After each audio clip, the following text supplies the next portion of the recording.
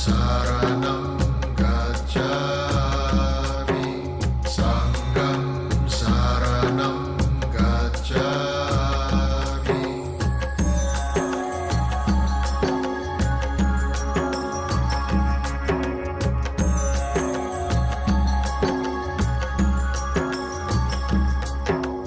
Buddham saranam gacchami, dharmam saranam gacchami, sangham saranam gacchami.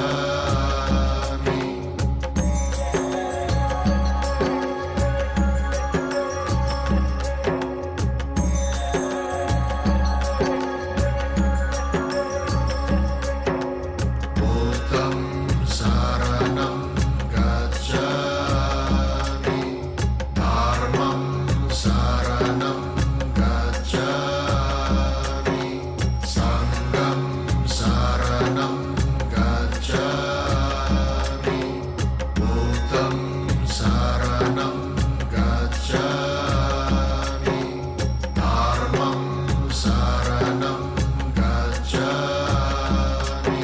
sangham saranam gacchami. Buddham saranam gacchami, dharmam saranam gacchami, sangham saranam gacchami.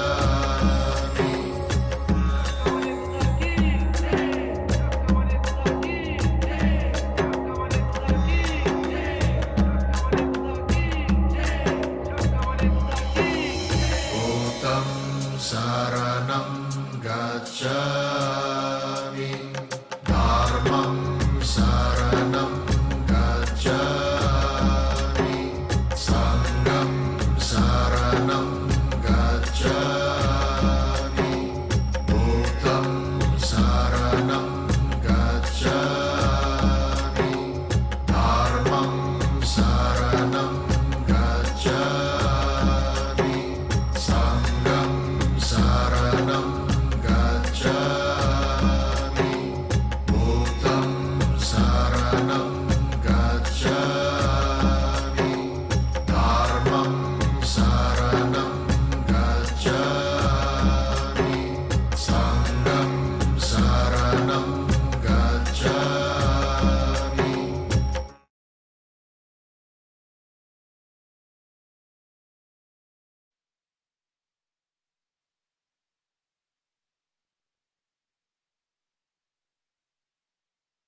Saranam gacchami, sangham saranam gacchami. Buddham saranam gacchami, dharmam saranam gacchami, sangham saranam gacchami. Buddham saranam gacchami, dharmam saranam.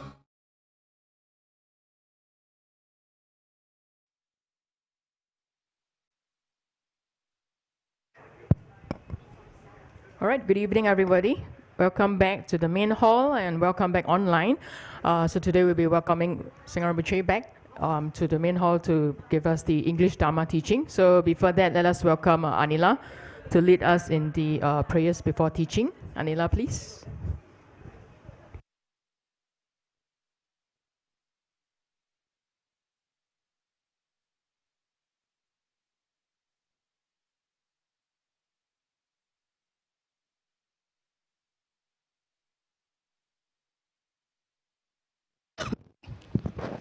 Oh, hello.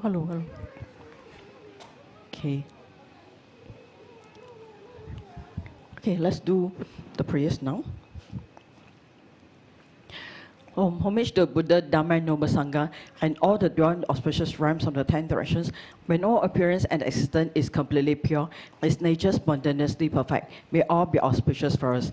Bless us, Dome Gyalbo, Zandan Dondrum, Jamba Gepa and Gedapradapa, Gajadrapa, who love all sentient beings, Saratrapa, whose compassion is as high as Mount Sumeru, Drapipa, who cares for everyone, and Zaratrapa, who brings satisfaction to all beings. Just hearing your name increases glory, auspiciousness, and success. We pay homage to these 8 Sugatas, the youthful Manjushri, Garshivarchapani, Avalokriswara, Lord Maitreya, Ginigaba, Nivara Vishkabin, Akashgaba, and the most noble Samadhavajra. Homage to these 8 Bodhisattvas who are supreme in granting auspiciousness and success. Gracefully holding your emblems, Upla flower, Raja, white lotus, Naga tree, wish fulfilling jewel, moon, sword, and sun. Making offerings to the Buddhas of all directions and times are the goddesses, the creators of delight. Holding the 8 sublime emblems, the precious umbrella, the auspicious golden fishes, the wish fulfilling vase of goodness, the exquisite Kamala flowers, the conch of fame and glory, the excellent knot of prosperity, eternal banner of victory, and the all-powerful will. Homage to 8 auspicious goddesses, beauty, garland, song, dance, flowers, incense, light, perfume. Just thinking of your essential qualities makes success grow more and more. The great Brahma, Shiva, Vishnu, and Indra, the kings of the 4 directions, Dhritarashtra, Viradaka, Virabhasha, the Lord of Nagas, and Vrajamana. Each one holding a divine emblem, the wheel, trident, conch shell, Raja, Vina, sword, stupa, and banner of victory. I pay homage to the 8 guardians of the world who make auspiciousness and prosperity grow in the 3 realms. Were all obstacles and harmful influences pacified? May the work we are now about to begin with ever-growing fulfillment and success, and bring good fortune, prosperity, happiness, and peace for all. With all obstacles and harmful influences pacified, may the work we are now about to begin with ever-growing fulfillment and success, and bring good fortune, prosperity, happiness, and peace for all. With all obstacles and harmful influences pacified, may the work we are now about to begin with ever-growing fulfillment and success, and bring good fortune, prosperity, happiness, and peace for all.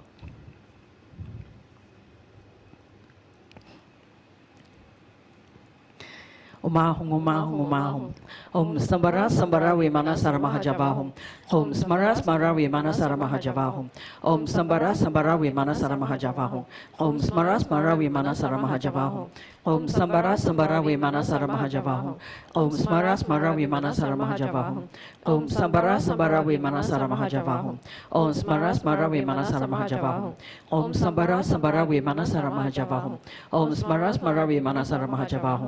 Om Sambara, Sambara, Vimana Saramahajavahum. Om Smara, Smara, Vimana Saramahajavahum. Om Sambara, Sambara, Vimana Saramahajavahum. Om Smara, Smara, Vimana Saramahajavahum. I take refuge in the Gurus, I take refuge in the Buddhas, I take refuge in the Dharma, I take refuge in the Sangha. I take refuge in the Gurus, I take refuge in the Buddhas, I take refuge in the Dharma, I take refuge in the Sangha. I take refuge in the Gurus, I take refuge in the Buddhas, I take refuge in the Dharma, I take refuge in the Sangha. To the Buddha, Dharma, and Arya Sangha, I go for refuge and team enlightened. By the merits from listening to the Dharma, may attain Buddhahood for the sake of benefiting all sentient beings. To the Buddha, Dharma, and Arya Sangha, I go for refuge and team enlightened. By the merits from listening to the Dharma, may attain Buddhahood for the sake of benefiting all sentient beings. To the Buddha, Dharma, and Arya Sangha, I go for refuge and team enlightened. By the merits from listening to the Dharma, may I attain Buddhahood for the sake of benefiting all sentient beings. In particular, I must achieve enlightenment quickly in order to free all numberless kind mother sentient beings from the unimaginable ocean of samsara suffering and lead them to peerless full enlightenment. For this purpose, I must listen and thereafter put into practice the teachings of the profound Buddha Dharma. Tayata Shami Shamavati Shamita Shankru Ankure Mankure Marosite Karote Kyore Tezawati Uluyani Vishudap Nimani Mana Panaye Kukre Kaka Grase Grasani Omoki Para Omoki Shamitani Sawa Graha Banda Nane Negetwa Sawa Para Pawadina Vimuta Mara Pasha Sidabitwa Buddha Mudra Anung Gadita Sawa Mari Padarita Parashude Vikasantu Sawa Mara Kamani.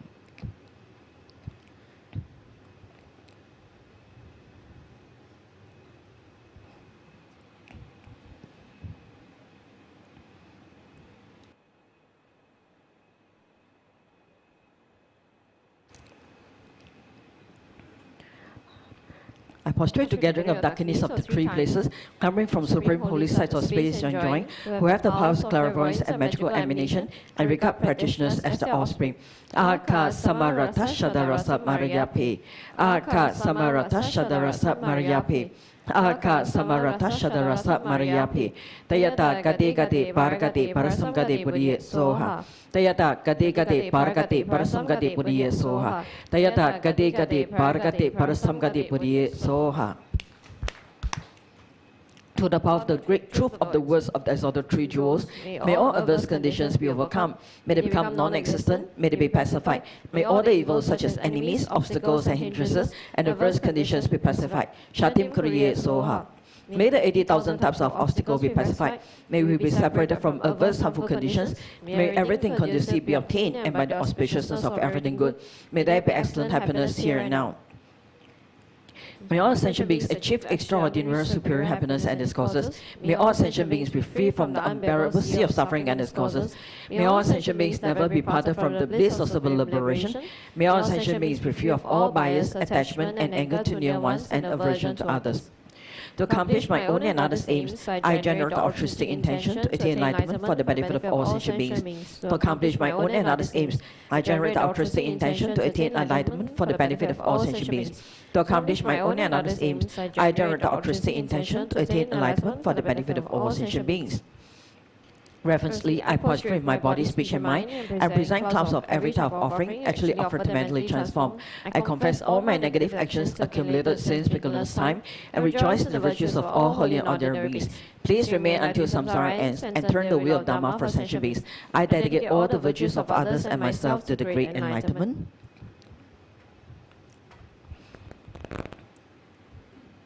The Heart Sutra. As have I heard. Once the Blessed One was dwelling in Rajagriha at Vulture Peak Mountain, together with a great gathering of Sangha of monks and a great gathering of Sangha Bodhisattvas. At that time, the Blessed One entered the Samadhi that expresses the Dharma called profound illumination. At the same time, Noble Avalokiteshvara, the Bodhisattva Mahasava, while practicing the profound Prajna Paramita, saw in this way. He saw the five skandhas to be empty of nature. Then, through the power of the Buddha, Venerable Sariputra said to Noble Avalokiteshvara, the Bodhisattva Mahasava, how should a son of the family train who wishes to practice the profound Prajna Paramita? Addressed in this way, Noble Avalokiteshvara, the Bodhisattva Mahasava said to Venerable Sariputra, O Sariputra, a son or daughter of noble family who wishes to practice the profound Prajna Paramita should say in this way, signify skandhas to be empty of nature. Form is emptiness, emptiness also is form. Emptiness is no other than form, form is no other than emptiness. In the same way, feeling, perception, formation, and consciousness are emptiness. Thus, Sariputra, all dhammas are emptiness. There are no characteristics, there is no birth and no cessation, there is no impurity and no purity, there is no decrease and no increase. Therefore, Sariputra, in emptiness there is no form, no feeling, no perception, no formation, no consciousness, no eye, no ear, no nose, no tongue, no body, no mind, no appearance, no sound, no smell, no taste, no touch, no dhammas, no eye dhatu up to no mind dhatu, no dhatu of dhammas, no mind consciousness dhatu, no ignorance, no end of ignorance up to no old age and death. No end of old age and death, no suffering, no origin of suffering, no cessation of suffering, no path, no wisdom, no attainment, and no non-attainment. Therefore, Sariputra, since the Bodhisattvas have no attainment, they abide by means of Prajna Paramita. Since there is no obscuration of mind, there is no fear. They transcend falsity and attain complete nirvana. All the Buddhas of the three times by means of Prajna Paramita fully awaken to unsurpassable true complete enlightenment. Therefore, the great mantra of Prajna Paramita, the mantra of great insight, the unsurpassed mantra, the unequaled mantra, the mantra that comes all suffering should be known as truth. Since there is no deception, the Prajna Paramita mantra is said in this way: Tayata Gade Gade Barakade Parasamgade Variye Soha. Thus, Sariputra, the Bodhisattva Mahasava should train the profound Prajna Paramita. Then the Blessed One Arose from the Samadhi and praised Noble Avalokiteshvara, the Bodhisattva Mahasava, saying, Good, good, O son of noble family, thus it is. O son of noble family, thus it is. One should practice the profound Prajna Paramita just as you have taught, and all the Tathagatas will rejoice. When the Blessed One had said this, Venerable Sariputra and Noble Avalokiteshvara, the Bodhisattva Mahasava, the whole assembly and the world with its gods, human, Asuras, and Gandharvas rejoiced and praised the words of the Blessed One. Okay, we will take a break here. All right, thank you very much, Anila. So once again, it's been quite a while before we had our last teaching, so we're really excited and happy to welcome Rinpoche back to the main hall today. So before we begin, some of announcements for everyone. So we'll be having the 4-session meditation class with Brother Keith starting from the 25th of May. So welcome everyone to join us in this introductory class. And there's a suggested cost donation of $20. You can actually sign up online and also find out more on this. And for those of us who are new, you're most welcome to join us in the upcoming orientation that will be commencing on the 31st of May, starting at 2 p.m. where we'll be going through like the history of Teaching Choling, as well as the meaningful journey of self-discovery and spiritual growth to learning the Buddha Dharma. So welcome everyone to sign up for yourself and also for your friends and family who are keen to find out more about Buddhism and about the temple. And also for those of us who are curious and also like to learn more regards to prostrations, you're most welcome to join us in the upcoming class by Geshe Jigme. That will be on 21st of June on a Saturday at 10 a.m. Geshe-la will be running through like the how and the whys of how to do the prostrations, and also why do Buddhists do prostrations, etc. So you're welcome to sign up online, and no prior experience is required, so everyone is welcome. And we'll also be starting the Chinese instrument class very soon. So that will be commencing on 19th of May, every Monday at 8 p.m. So welcome everyone who has taken refuge and keen to volunteer at the temple, as well as offer your body, speech, and mind, your services, and able to participate in the pujas and chanting, etc. to join us. 那我们将会在5月19号呢开启下一个的这个法器班，所以欢迎大家呢踊跃的报名参加。那会在每个星期一晚上8点。那这个报名的条件就是呢已经是皈依三宝的弟子，以及呢愿意承担这个志工的责任，参与这个诵经以及法事等等。所以呢欢迎大家上网做这个报名。And of course, the biggest highlight in our upcoming month is the Vesak 2025. So this year is bigger and better. We'll be going for 12 days of exciting activities. First month, we'll be starting with the chanting and the prayers at the temple itself, which will be from the 1st to the 8th of May. So welcome everyone to check out the programs, be at the counter or online. And the excitement will be at the next, the field next to the next mall, which is from the 10th of May to the 12th of May. It will be a 3 days event. So it will be a very big and grand event over there with many pujas as well as blessings. So we've already put up all the brochures as well as the tickets available for purchase at the counters. So welcome everyone to check out with our counter staff later after the teachings. Or you can also check out online for the information. And to kickstart the Vesak event, we'll have the Gapshi Puja, which is great for purifying obstacles. So that will be on the 1st of May, a Thursday at 2:30 p.m. So this is a very puja that's great for clearing our negative emotions, spiritual disturbances, as well as to help us in promoting our good health, peace, and prosperity. So welcome everyone to join in and sign up for this puja. It's really, really very beneficial. And the other highlight of the Vesak event is the robe offering at Bodh India. So the robe offering is actually a very meritorious act and meritorious offering. So this year, these robes that will be offered will be done at the Mahabodhi temple in India to the holy Rupa of Lord Buddha. So it's really very rare and meritorious. So do join us and sign up early for this.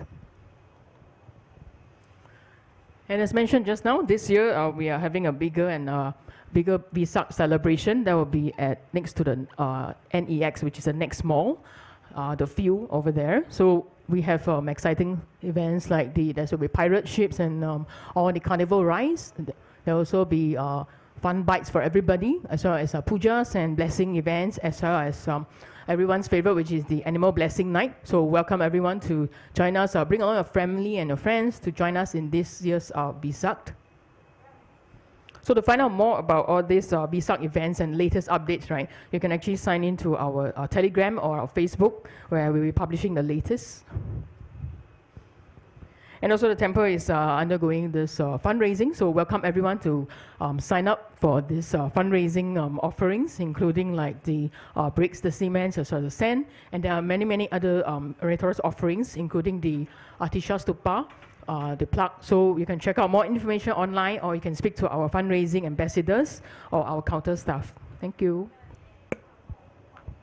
So in a while, we will be welcoming Rinpoche into the main hall, so do offer your prostrations.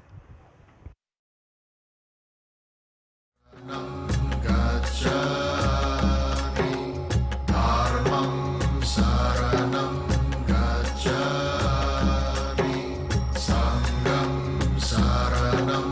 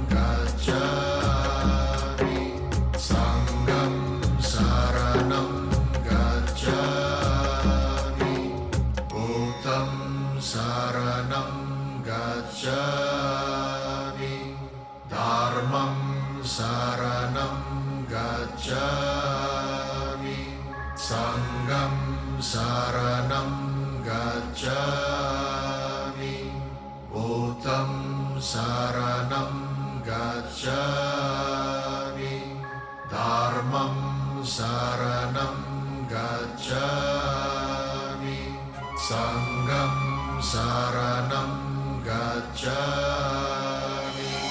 Buddham saranam gacchami. Dharmam saranam gacchami. Sangham saranam gacchami.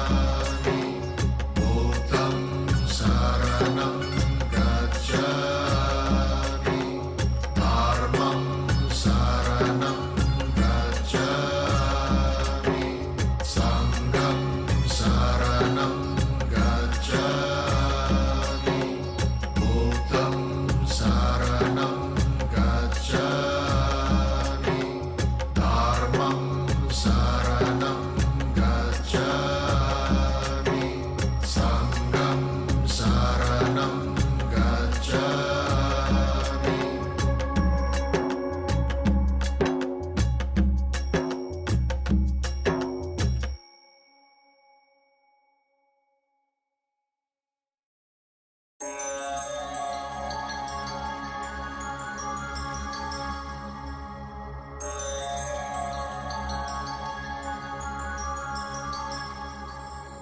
Buddham saranam gacchami.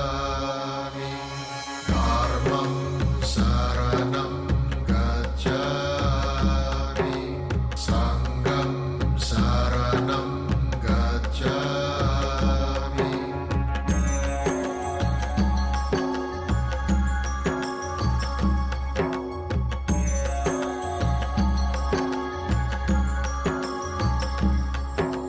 Buddham saranam gacchami.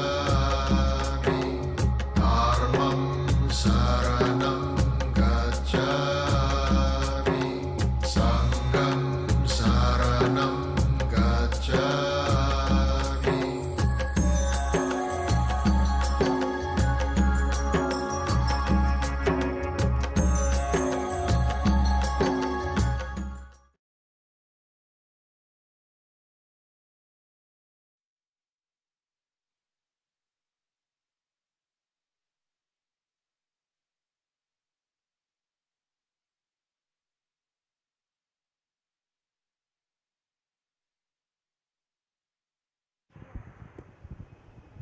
All right, so while waiting, just let me share. So this year's visa, as mentioned, is bigger and better. So we have already prepared this very nice and beautiful brochure. So please collect it from the counter later after the teachings. And then you can actually purchase this very beautifully designed coupons, which you can use at the day itself. All right, so remember on the 10th to the 12th, the actual Vesak event itself, please go to the field next to next mall, all right? Don't come to the temple here, because all our activities will be at near the next mall. So check it out there, all right? Thank you.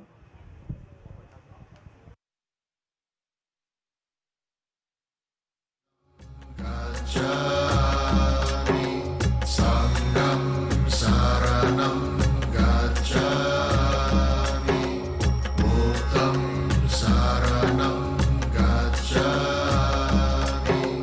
Dharmam saranam gacchami. Sangham saranam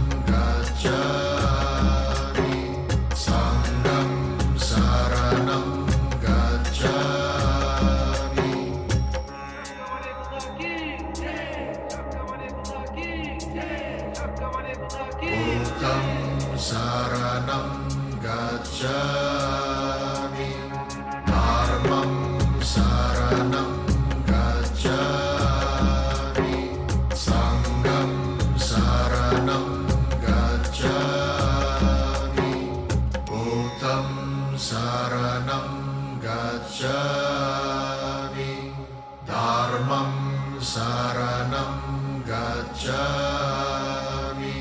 Sangham saranam gacchami, Buddham.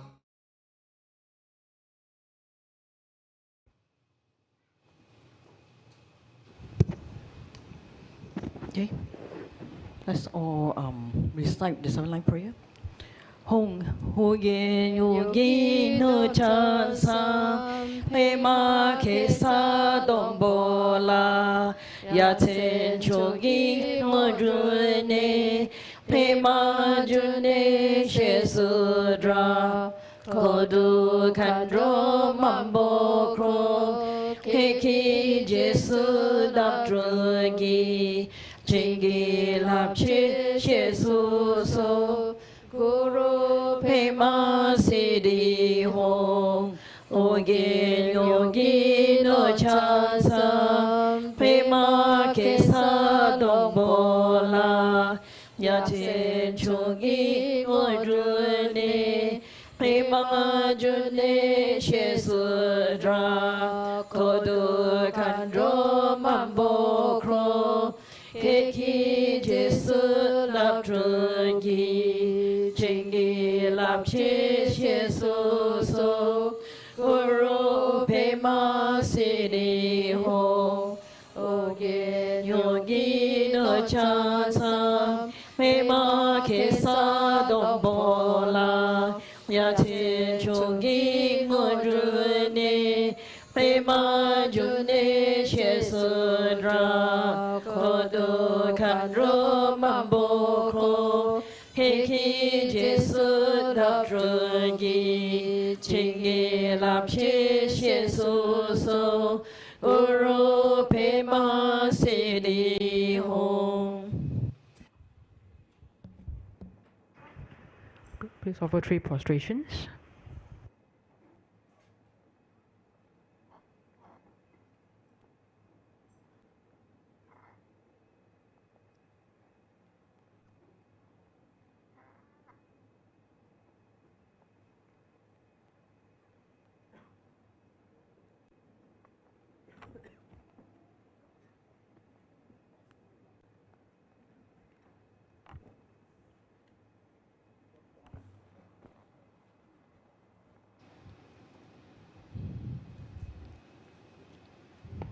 Okay, let's offer Mandala. Oma Hum, Oma Hum, Oma Hum. Om Raja ground our home. Here's the mighty and powerful base of gold. Home Raja light our home. The outer ring is encircled with this iron fence. In the center, the king of mountains, Mount Meru. In the east, the continent Puvavidiha. In the south, Abuipa. In the west, Abaragodaniya. In the north, Uttarakuru. Around the east, the subcontinents Deva and Vidiha. Around the south, Chamara and Abachamara. Around the west, Sata and Uttaramantri. Around the north, the subcontinents Kurava and Kaurava. In the east is the treasure of mountain. In the south is the wage-granting tree. In the west is the wage-granting cow. In the north is harvest that needs no cultivation. Here's the precious wheel. Here's the precious jewel. Here's the precious queen. Here's the precious minister. Here's the precious elephant. Here's the precious and best of horses. Here's the precious general. Here's the great treasure vast. Here's the goddess of beauty. Here's the goddess of gardens. Here's the goddess of song. Here's the goddess of dance. Here's the goddess of flowers. Here's the goddess of Incense. Here's the goddess of light. Here's the goddess of perfume. Here's the sun. Here's the moon. Here's the umbrella of all that is precious. Here's the banner of victory in all directions. In the center are all possessions precious to gods and men. This magnificent collection, lacking in nothing, offered to you, my kind and holy roots Lama, together with you, venerable lineage Lamas, and to you, Lama, compassionate Lama Losam Tuam Dodi Chang. Together with assembly of gods, I offer this pure and beautiful collection to you. In your compassion, accept what I offer for the sake of all beings. Having accepted this to myself and to all beings, please grant your blessings through great compassion. This ground anointed with perfume, straight flowers, adorn Mount Meru for condolence, sun and moon. I offer in visualizations as pure Buddhas. May all sentient beings thus enjoy this pure land. The objects my attachment, anger, ignorance, my body, my wealth and enjoyments, without any sense of loss, I offer this collection. Please accept it with pleasure and bless me with freedom from 3 poisons. Venerable Holy Gurus, in the space of your true body, from billowing clouds of your wisdom and love, let fall the rain of profound and extensive Dharma in whatever form is suitable for subduing sentient beings. Om Idam Guru Rana Mandala Kapniya Tayami. Precious Guru, please grant me all realizations of the path, from Guru devotion to the completion of the training, the unified Vraja state. Please grant me blessings that my mind will become Dharma, that Dharma will become the path, that hindrances to the path may not occur, that I may cease oral conceptions and receive immediately the two precious Bodhisattvas. Okay, let's all greet Rinpoche. Good evening, Rinpoche.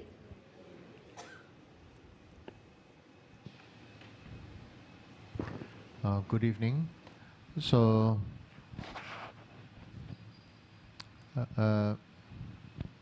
today I'm going to talk about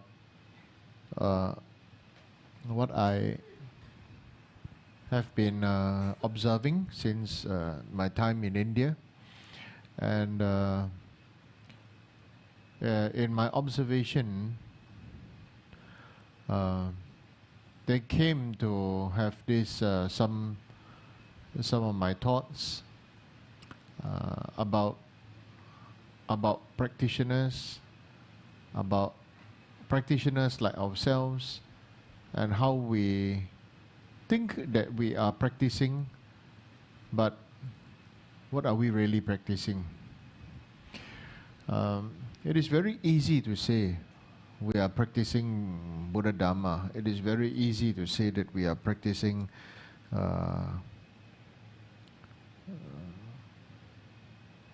highest yoga tantra, or you know, having all these kinds of labels, but it comes down to the real issue of daily practice, and it comes down to the issue of our foundational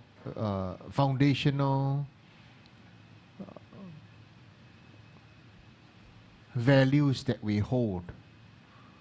This is something that is actually very important, because if we do not adjust the values that we embrace, what we are actually doing is that, you know, continue to take on more things, but our own capability is still very private, limited. So I'm thinking about to share about this. So thank you for coming, for teaching, coming for class. This is something that is to be valued, because as we all know this, but it's not comfortable to hear, not comfortable to receive it as a teaching from gurus also. But the reality is this: tomorrow come first or next life come first. This is an absolute reality. Just now I was looking at Instagram, and there were about people riding bicycle. So I think there's this sports person riding bike. So he was having this camera, this thing. So it looks like, and there's another person riding behind him and also having this camera. So you can see the view. So bicycle going down the hill, the track, the road, everything so beautiful, so nice.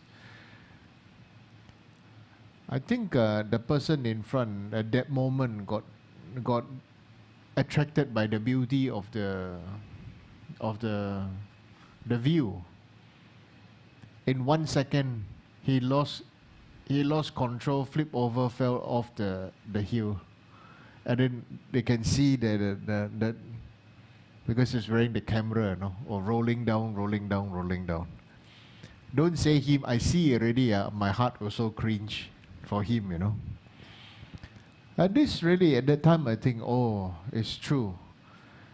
Any moment, this life, or next life, you know, if we think we know, but how much do we think we know? Or maybe we truly know, but how much do we really practice? This is something that is very, very important. Like our core values, right? What are our core values? So, Shakyamuni Buddha, being very kind, told us, says that if we, for us as a foundational practitioner, then we know what we have difficulty. So then we observe the difficult causes and conditions, and therefore we don't want the effect. So then therefore we should cultivate renunciation. So renunciation,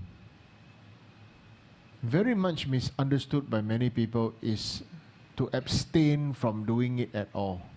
When you renounce, means totally no. So many people also don't understand renunciation, and they think to renounce means to become a monk or nun. Okay? Some of you are suitable to become monk or nun, but not all of you are suitable to become a monk or nun. And this is a fact.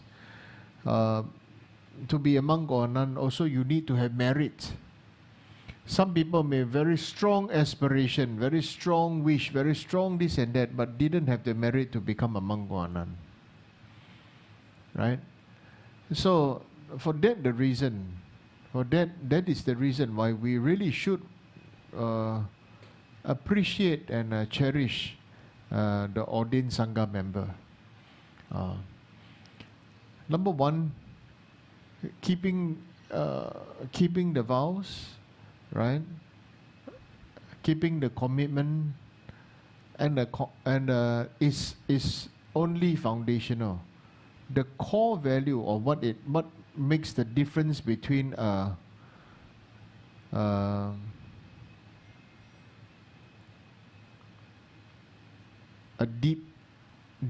deeper practitioner of ordained Sangha or lay person is they start to, first they keep the vows or keep the commitments. Second, they start to study the vows and study understand the commitment.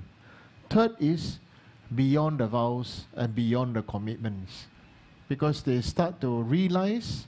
Once they realize, they see through, then they know, oh, this is why they have these vows. Oh, this is why they have this is why that. Then they don't feel that the vows or the precepts are like binding them, but they really feel that it is beneficial for them, and so therefore it becomes something that they really willingly, happily do it.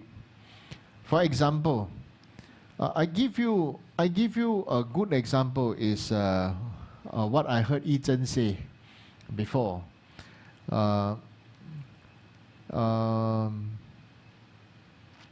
So the person who say have a particular dimension of view. The person who hears can have a different dimension of view. The view is this, right? Yi Zhen says, you don't have to thank me for doing all this work, right? Because I want to do all this work willingly. I willingly want to do all this thing, right? It's like because for Yi Zhen, for her, she said, oh, this is, I didn't do it to be recognized. I didn't do the practice, I didn't do all this service to be recognized, to be this and that, but I willingly do so, there's no need to thank me. But on the other side, the other people who hear, right, not yet up to her level, may say that, wow, like that, if I come and offer service, or if I come and learn, or if I come and volunteer this, I will not receive any recognition, I will not receive any thanks. You understand? So, depends on where you are. Depends on where you are. When we beginner, we say, oh, we receive the vows, we receive the precepts of Buddha. Some people say, oh, 5 precepts, extremely difficult. To take the precept of Buddha, very difficult. The precept of not killing, right? The 5 precepts, right? Don't kill, don't steal, don't lie, don't have a sexual misconduct, and don't take drugs, right? Actually, directly immediately for ordinary person says, oh, this is already very difficult. This is really very difficult. But when you are able to understand, then you show that, oh, it is such an honor to be able to keep the vows.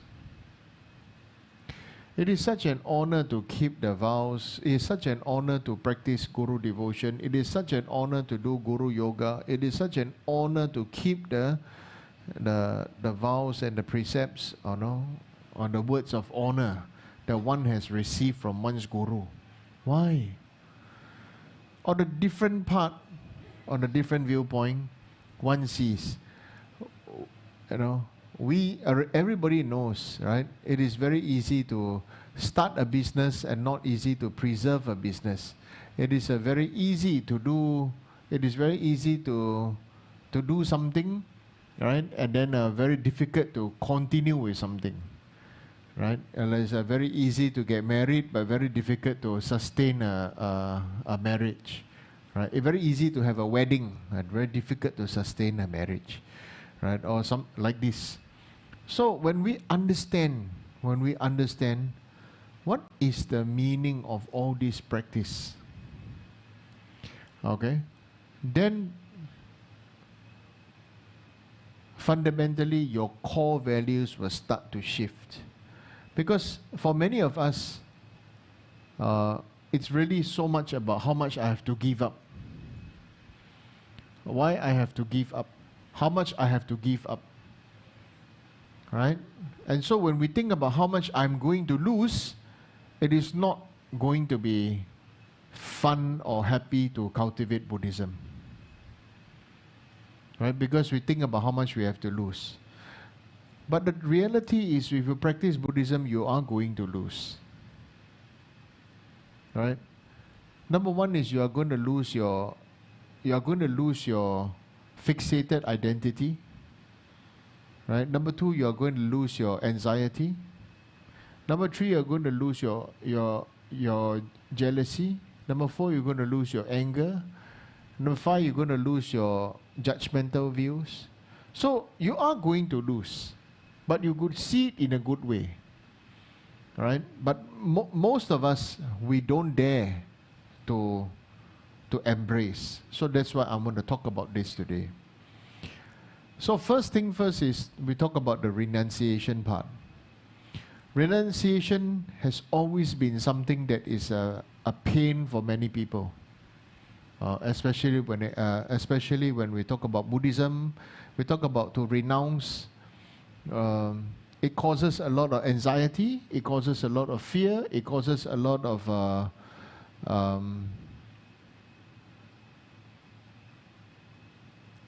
for many people would be insecurity.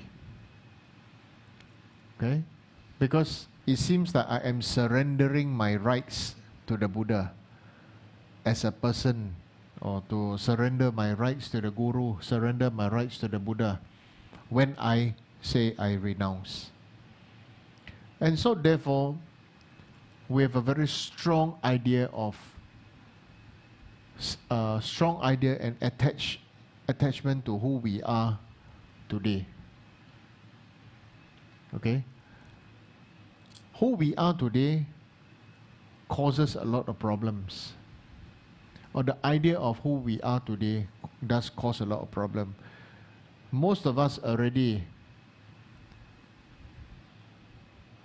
become adults. There are some teenagers here, and we have been teenagers, and we know. As a teenager, during our teenage years, they say that what you can do, what you should not do, what you this, what you that, there's so much anxiety, right? So much fear, so much anxiety, so much insecurity. It's the same. It's exactly the same thing when we say practice renunciation.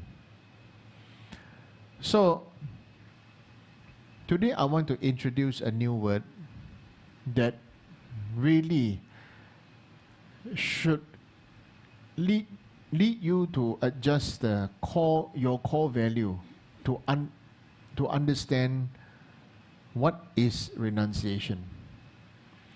Right? I'm going to introduce you another English word. The other English word that actually really means, if you really practice it, it really means that you are practicing and you are able to practice renunciation, is this word integration. Okay? Integration.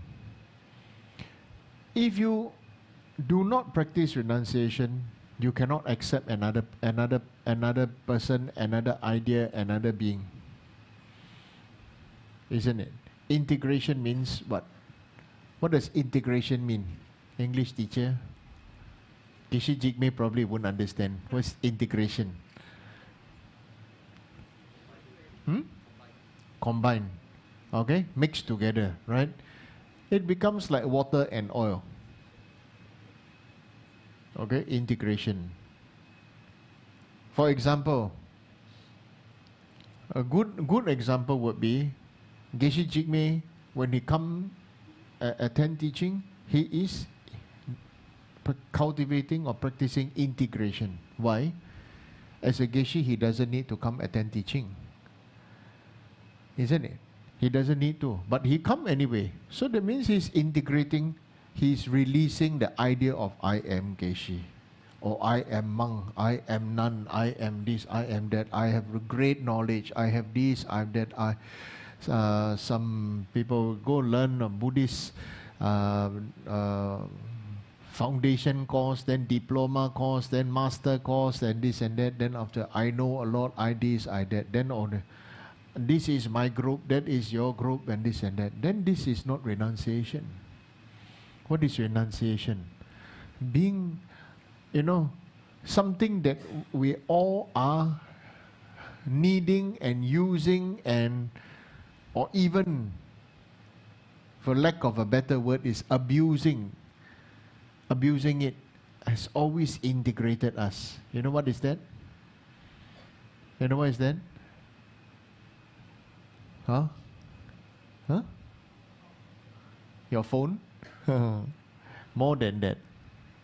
It's air. You take fresh air for granted.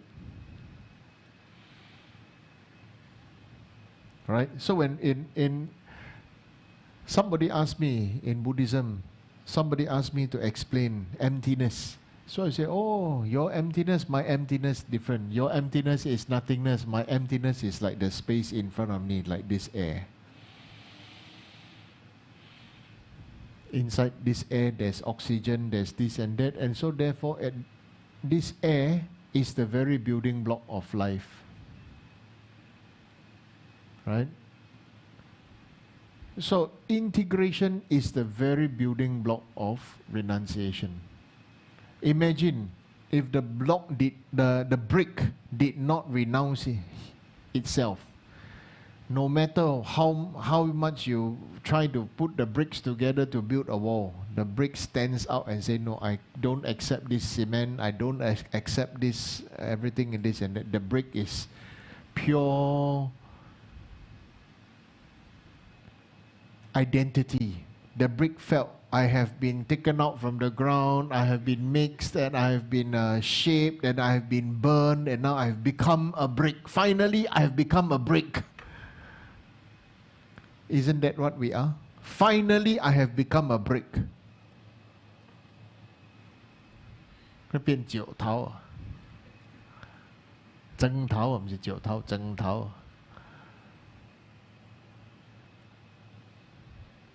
Do you see it? Finally, I have become a brick.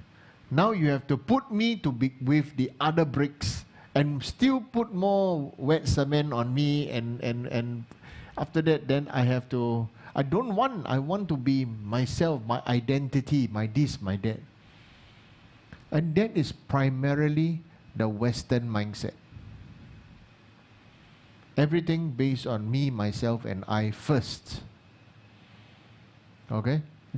Many people mistaken that is called self-love. Many people mistaken that is called self-love. And many people also mistaken say that, oh, sacrifice is called self-love.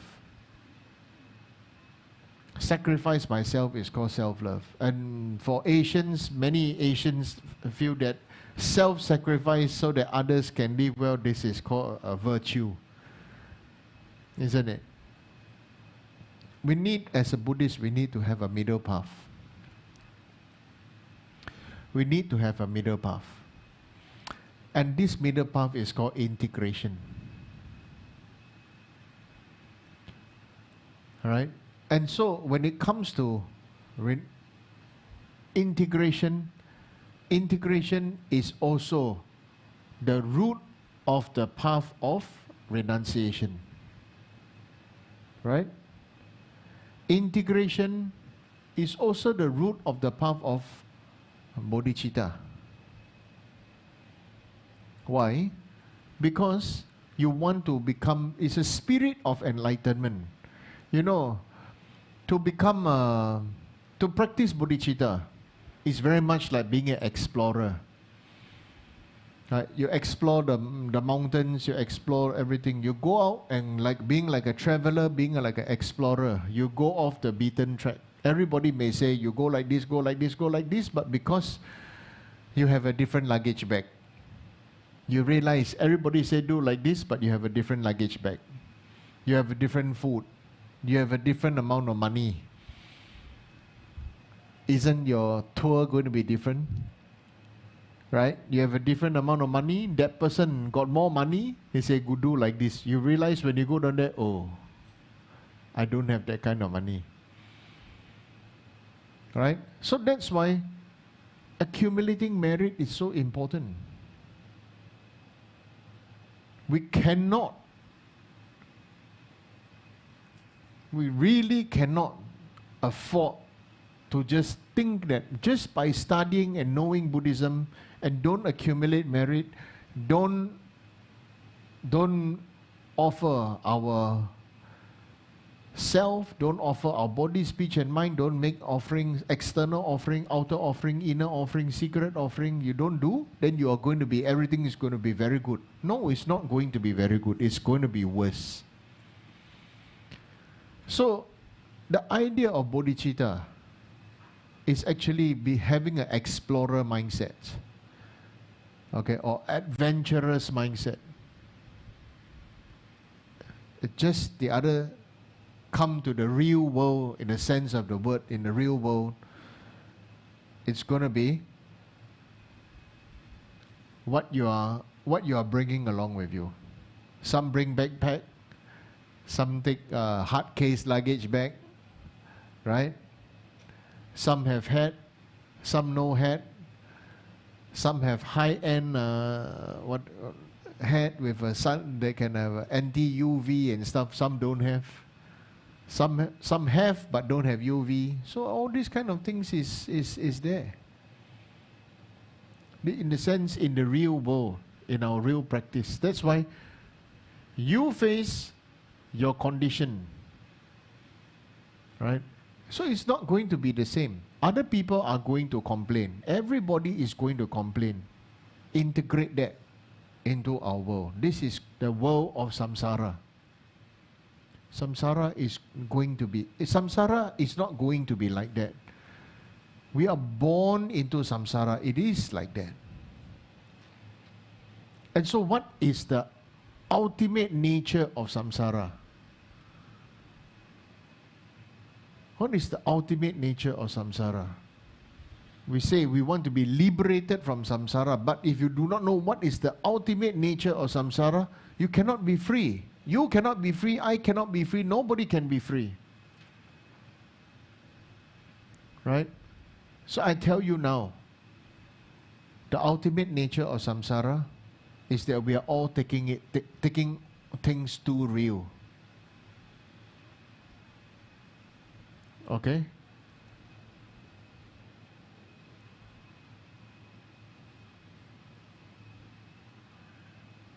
When you go on holiday,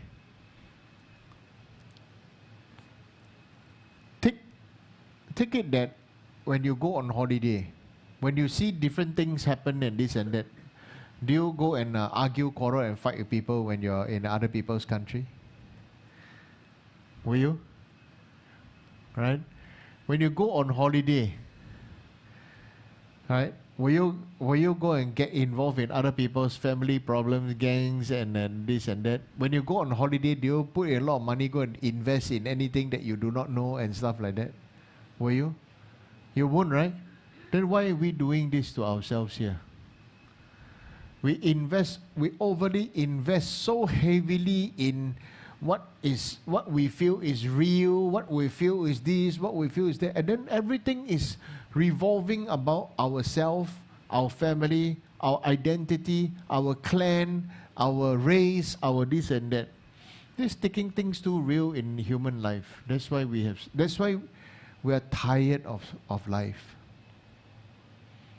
But if you go on a holiday, you can go and enjoy the food, you go enjoy your time, enjoy the air, enjoy the view, enjoy the bus ride, enjoy the car ride, enjoy the whatever ride. You go for a time of your life to enjoy. It's going to be a totally different shift in the core value. If not, it's going to be so difficult to practice Guru integration practice, which is called Guru Yoga. Right? And that is the later on we talk about that. Guru Yoga, Guru integration practice. Right? So, bodhicitta also need integration. Right?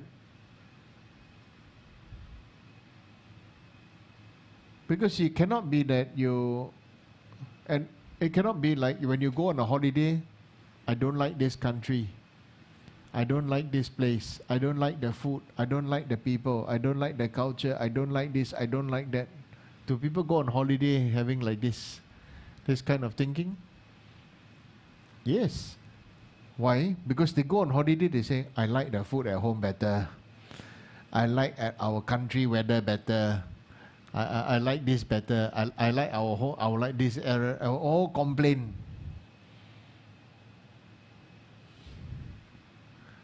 Right? Especially the older we get, the worse we become.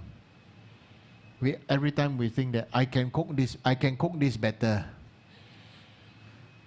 Right? Every time when I hear this, I start to laugh. I laugh, I say, oh, yeah. We always think we know better. Other people cannot.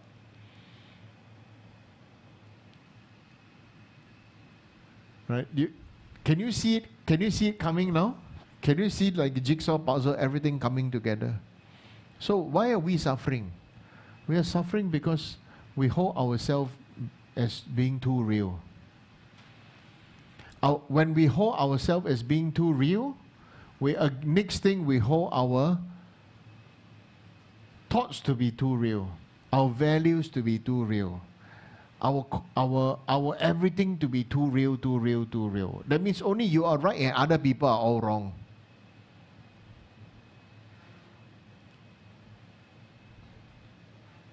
And that's why we suffer. That's why we have trauma. Right? When you hold yourself as too real and things don't go according to your way, what's the next? Is the new most popular word of the current decade is called trauma. Last time who talked about trauma? 20 years, 30 years ago. We got trauma, right? Correct? But who are the people who are most easily injured and upset and sensitive? The West. We are all influenced from the West. Western culture, this and that, everything, right? We all wear Western clothes, we use Western inventions, we all everything West, because we think the West is the best. Nobody knows what is the best. The truth is, that's why the West is also keep on exploring and trying to find new things to solve their problems. Right? Yeah. There's no such thing as actually the truth is there's no such thing as the East or the West. It is merely labeled by the mind too. It is merely labeled by the mind too. There's no such thing as For example, we say, oh, I'm very pure Buddhist and I'm this and that, so therefore Buddha and it's the best and this and that, everything. This was so rubbish, you know. Buddha was not Buddhist. Buddha himself is not Buddhist. Buddha himself free and beyond. We take refuge to Buddha, Dhamma, Sangha, and then we say, because we take refuge to Buddha, Dhamma, Sangha, we label and group ourselves as we are Buddhist. We as Buddhists, we must be like this, and then what? Release old identity to take on new identity. Why keep on ever changing, you know? Yeah, so that's what's happening in our life. We always want to find a new identity. We always want to find a new group, a new thought, a new idea, so that we will not be tired, not be bored, not be this, not be so on and so forth. Okay? But the reality is, when we practice, it's really all about maintaining and continuing. Okay? When we talk about, even when we talk about the right view of emptiness, it is also integration practice.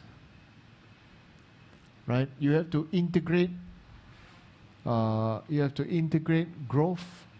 That's why things are continuously developing, and so therefore it is known as empty. Right? And so because of all these thoughts about this, everything has to be permanent, everything has to be solid, everything has to be real. That's why we suffer. Right? For example, would be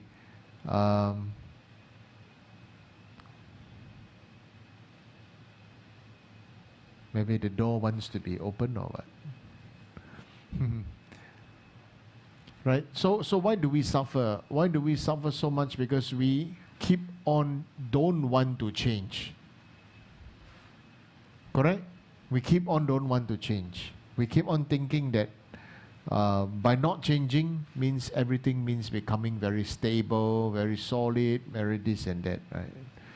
The truth is, if you don't want to change, just imagine yourself not changing your clothes too.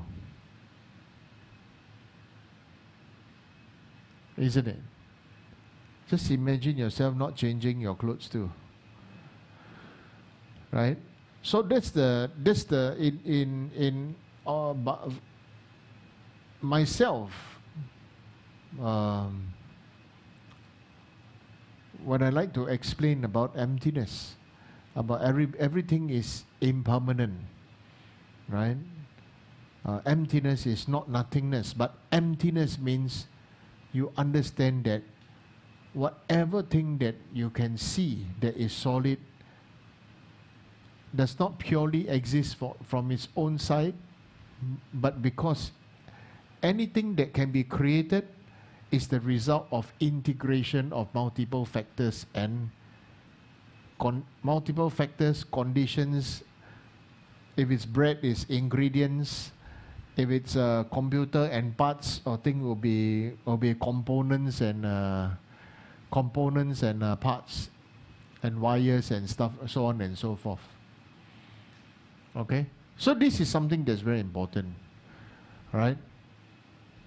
Teenagers will be always at the age of struggle, because at the age of struggle is the age where they want to show the world that they have received enough of either instructions or teachings or bullshit, and so therefore they want to make a stand.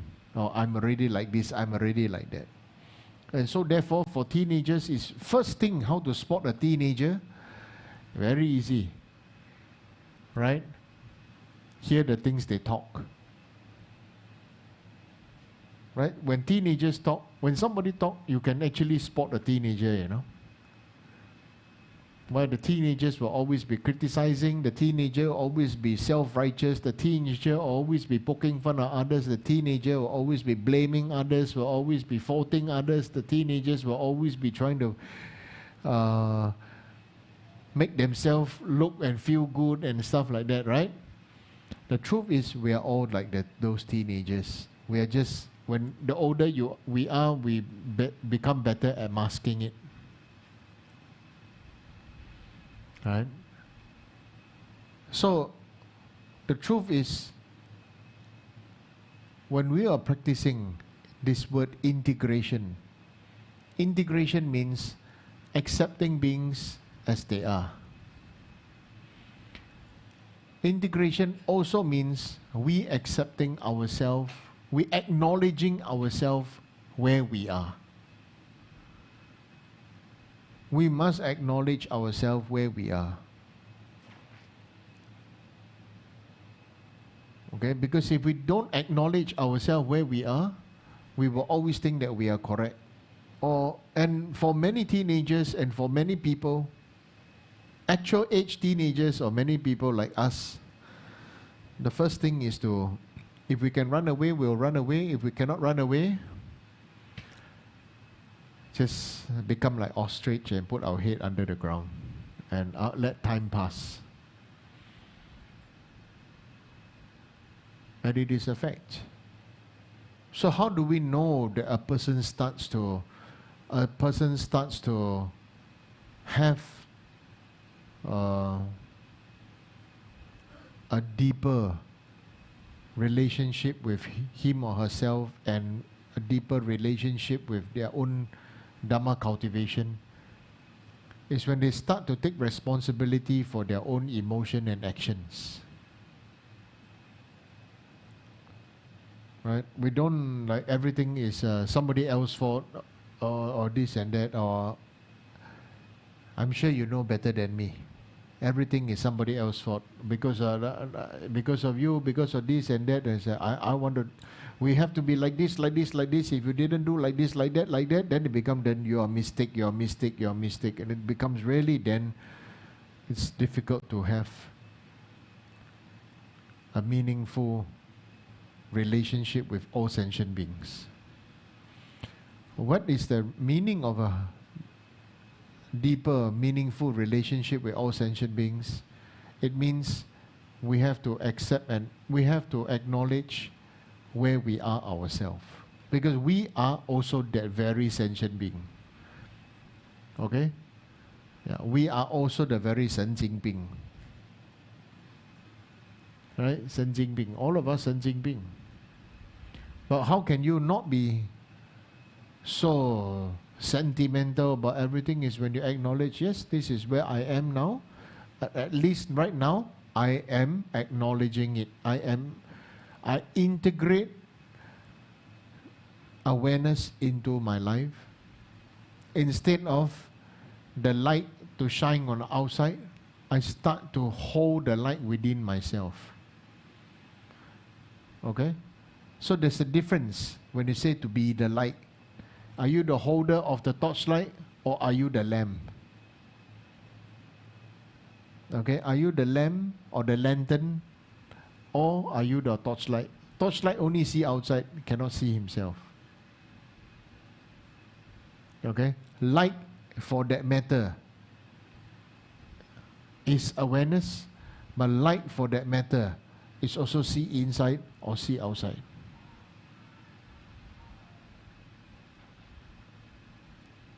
Okay, so this is something that is a core value, this integration. How much can you integrate your past and your now?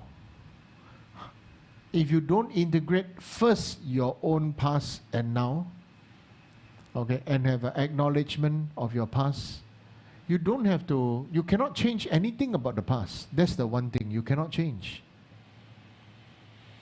But we acknowledge, oh, that was where we were, and this is where I am now.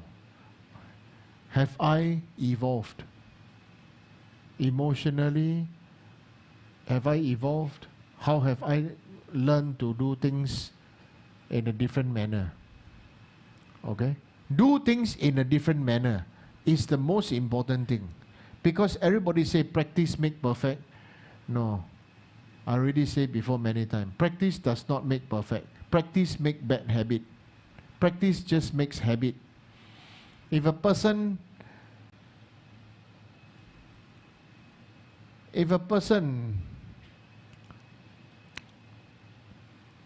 uses pasta to make nasi biryani,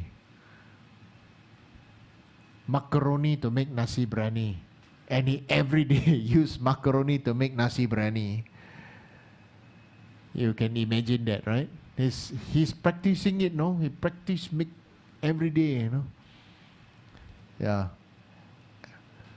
Fundamentally, is he wrong? He's preparing food, right? Fundamentally not wrong. But in acknowledgement of what we have in somehow what we think a nasi biryani should be, or calling pancake dosa or tose, Western pancake, or eat murtabak with maple syrup.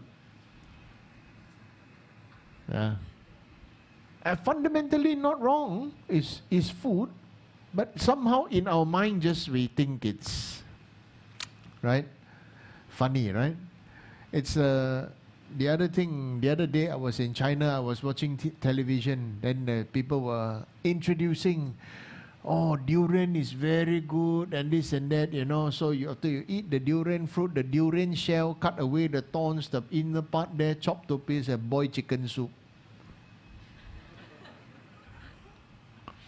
Then they get some Chinese doctor to say, oh, durian shell, very good for your health and this and that. So I thought this is really, at that time I really understood, this is really called integration.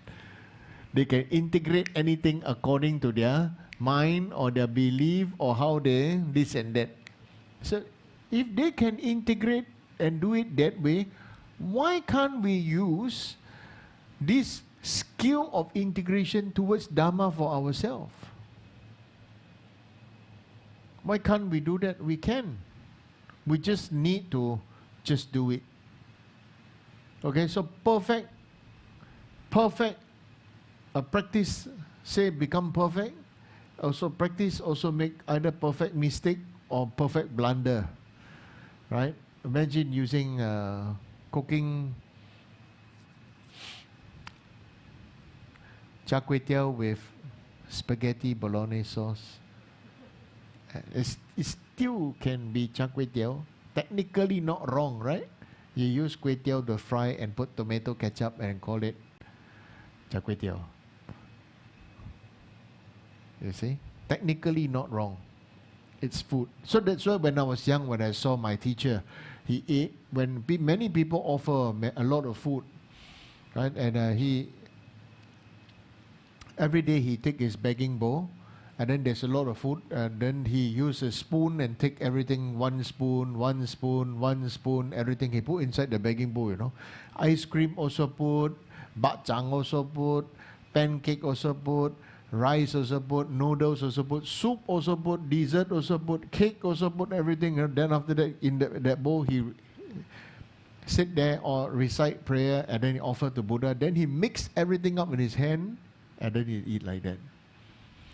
Even people offer coffee, tea, and also he put the coffee tea inside, you know, like that, no. Really, in the beginning, it was like, wow.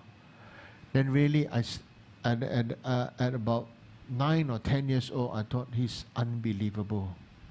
Every meal, once a day, he eat like that. Coffee, tea, you know, many Tibetan monks say they practice highest yoga tantra. Maybe I should ask Geshe Jigme eat like that. There's a coffee, tea, the momo, nasi biryani, everything all mixed. Food all. But really, I'm not joking. When I saw that, really, my mind, I become very humble, because it's not like he's doing for show or anything, you know. Because after he take everything, then distribute to the people extra, then everybody eat and give to the neighbors and everything, this and that. He just take whatever just in that black begging bowl. I was I was really shocked. Dessert also he put inside rice, put inside vegetable, put inside everything in the mix. One time I saw somebody offer chendol and ice kacang. Also he mixed with the rice, and then there was some chicken, and then there was curry also. He also put in the rice and everything. He is like really the prayer. No, he eat to live, not to look good, not to look thin. This really he say he lived by that. Yeah, he really lived by that. Yeah. So when we practice, I felt that is really integration. So what is the whole idea of Dharma? What is the whole idea of cultivating Buddhism? Is to be able to integrate ourselves with one another. To say with all sentient beings is very difficult. So let's start with those who have the same faith, same lineage, same teacher, and same this and that. Already actually there's few main common points together. We should integrate ourselves to be able to live happily and harmoniously and supportively with one another. This is very important. And not say, I'm practicing this, I'm practitioner of this, so therefore I'm like this, you are like that, and so therefore there's a lot of many different views, different this, different that, and then that brings about even more suffering. Right? So when you are able to first have a mental understanding of why things Lord Buddha created the rules to be like this, like this, like this, like that, like that, like that. When you are able to understand, then you are able to integrate cause, condition, effect. You are able to integrate past, present, and future. You are able to integrate oneself, others, with emotion, without emotion, with connection, without connection. You know, we are able to integrate everybody together. To live, right? To live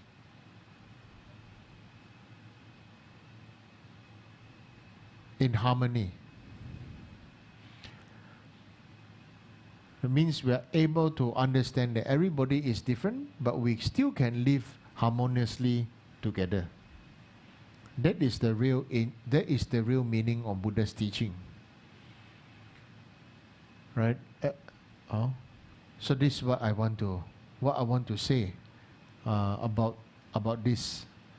My observation that many people have very strong views about what their culture, what their tradition, what their form of Buddhism, what guru, how qualified, how famous, how this and that their guru is, and something like wearing badges, you know. So we have to think about it. You want to walk around with many badges, or you want to walk around free? You understand? So we should be able to enjoy our Dharma practice, being at ease and being free.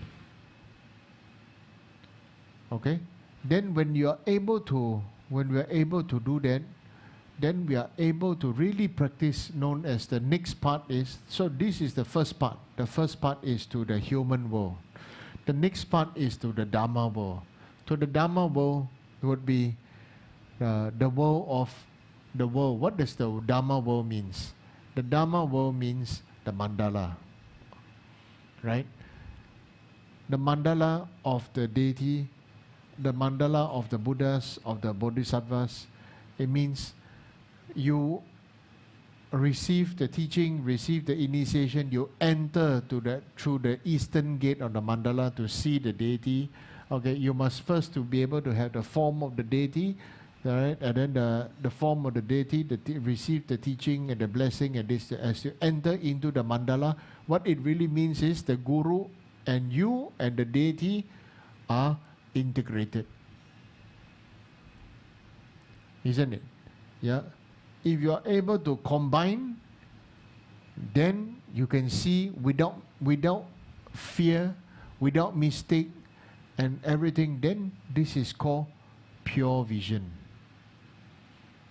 Right? Pure vision, to be able to achieve pure vision, one need to, on the side, for those of you who are practice Tantra, one need to always understand that once you receive, right, it's like our current reality is you are who you are physically, isn't it? You cannot change your, unless you go for a lot of surgery, you cannot change your face. You cannot change your body. You also, some things cannot change. You cannot change your parents, you cannot change your DNA, you cannot change parents, cannot change DNA, you cannot change your birth date. You can change your name, you can change your gender, you can change everything else, but you cannot change your parents, cannot change DNA, cannot change your birth date. Isn't it? So similarly then is during the rite of initiation or refuge and this and that, right? That is you are accepted, right? You are given a name and you are accepted. And then for those who are practicing Tantra, then you are led to enter into the mandala of the deity through the right? You're led into the mandala by the deity who is manifesting in the form of the guru, right? You're led into the mandala by the emanated deity that will lead you, who is also the deity, the new deity body. So similarly, like this is like this. Samsaric beings see one another as real, as solid, as true identity, real, solid, and true emotion. Right? You have a true identity, which is their mandala for ascension being. You have a true emotion, which is your wisdom. Okay? Yeah. So, like now you have a body, a human body. How were you made? You were nurtured in your mother's womb after your father's sperm joined together to the mother's egg in your mother's womb, and then it grow into a human body. This human body, when was born, didn't have an identity, isn't it? It was taking in what? The essence of integration and emptiness, taking in air once it's born.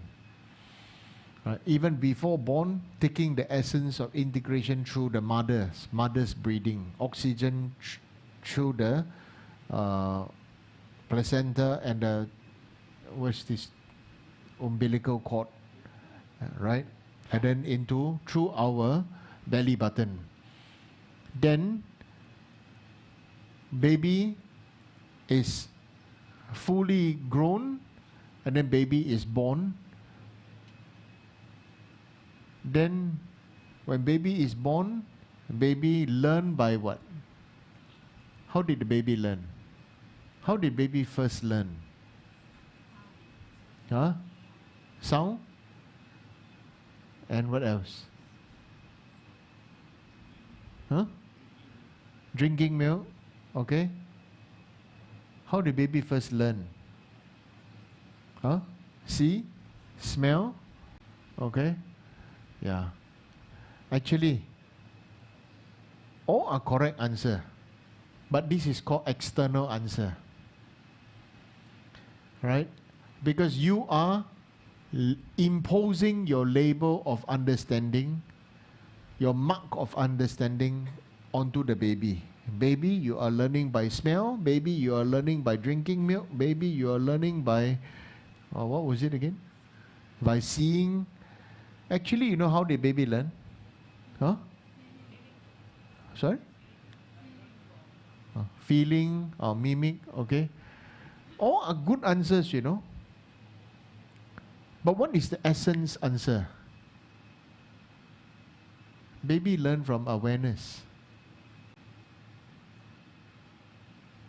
Because of baby learn from awareness, so therefore, it's proof all sentient beings who learn from awareness have awareness like this Tathagata Gaba like awareness, Buddha nature like awareness. Isn't awakening awareness? Right? Born into human because of awareness can recognize this is mother smell. Right? This is mother. This is mother sound. This is father sound. Where is this? Right? Isn't it? So on the side, I asked, my question was, how did baby learn? Baby learn through awareness. But what was the answer coming? Answer coming is external answer. It's called learning by, understanding by being taught, by being labeled. So similarly, how does a guru see the disciple? The guru see the disciple as a future Buddha. The guru see the disciple, knows the disciple have wrong views, have good views, knows the disciple have good emotion, have bad emotion, have this and that. But the guru understand that all this is because the disciple still have awareness, but there's a Tao awareness. This awareness is very, why is it called Tao? This awareness is very strongly linked to samsaric emotion and intellectual knowledge. And what is this intellectual knowledge of samsara, which I personally label it as, is called survival skills. First is about survival, first is about survival, then is about doing better than survival, then third is the quality of life. Isn't it? Right? For example, all the teenagers who complain so much and this and that, right? If they have no parents and no everybody who support and give them money and this and that, I tell you, they will survive. The first thing is they will fail, they will crumble, they will learn how to survive first. And they will learn it. They actually will be able to survive. Why do the kids and the teenagers have additional suffering? Is because they feel they want to do things their way, but parents don't let them. And parents feel they cannot let them because it should be like this, should be like this, should be like that. The kid feels that why don't give me? Because I want this, I want that, I want that. So it's the same as what? The polluted form of guru-disciple relationship. So guru-disciple relationship is not parent and child relationship. This must understand and must know. Guru-disciple relationship is never a parent and child relationship. A guru-disciple relationship primarily is like passing baton relationship. Pass on the fire from the lantern to another lantern to awaken. And the disciple receiving the flame is now in your own power and means whether you want to keep the fire alive in you or not.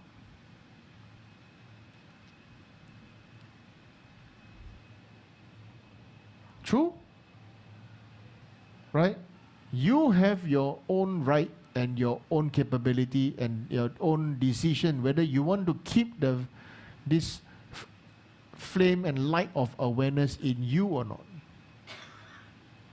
But many people mistaken guru-disciple relationship as a parent-child relationship. So many disciples behave like a teenager to their gurus.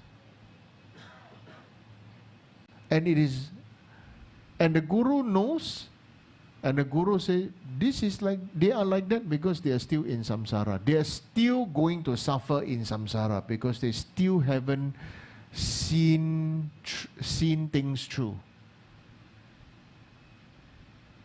Haven't see through, haven't see beyond.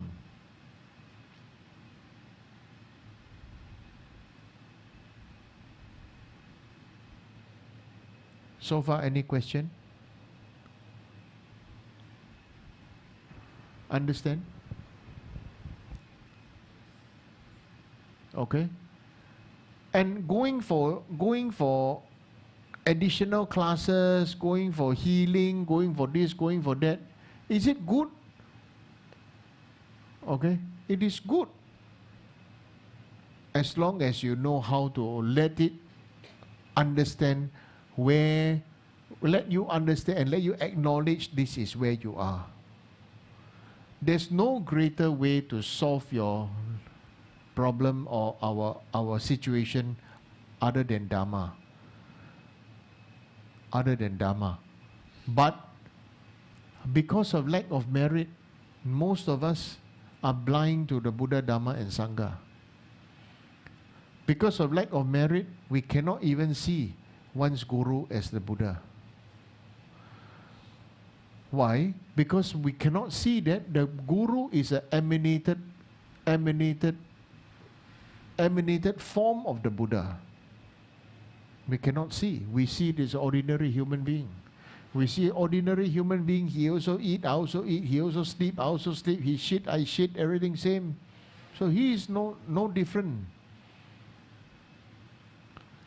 But on the side of the disciple is to keep the fire alive and to understand, oh, what in the beginning foundational teaching, what is this? And later on in Tantra, what is this? Where the guru is an emanation of the deity, where the deity that bring, and the guru is the one that lead you to the depth of your attachment and your identity to your current self. Like you are finally a brick. You are finally a brick. Right? Your guru grinds you to dust. Okay? And return earth to earth, water to water, fire to fire, air to air. And from the realm of emptiness that arise again. There's a jewel lotus, it can be the moon on the sun cushions and the seed syllable, and then you arise into the body of a deity. So you also become a deity body. And how do you keep it alive is you have to keep on maintain the awareness that you are actually a deity and not who you are.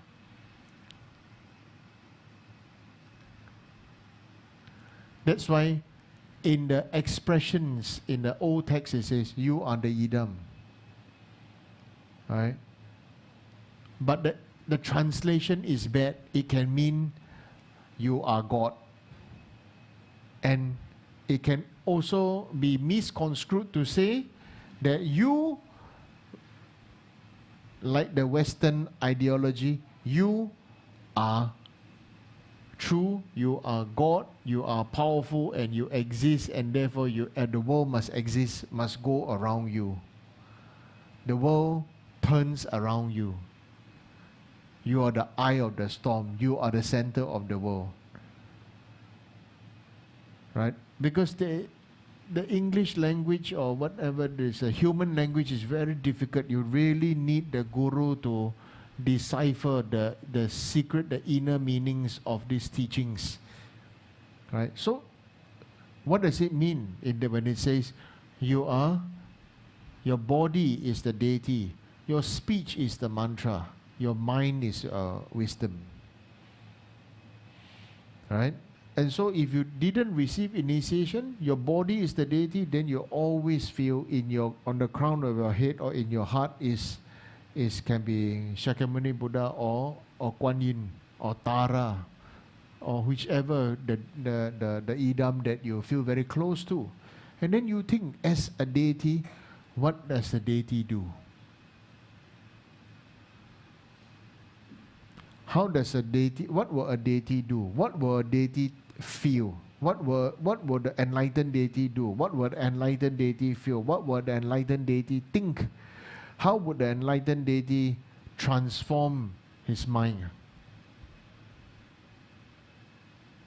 So really it's about, it boils down to integration and mind,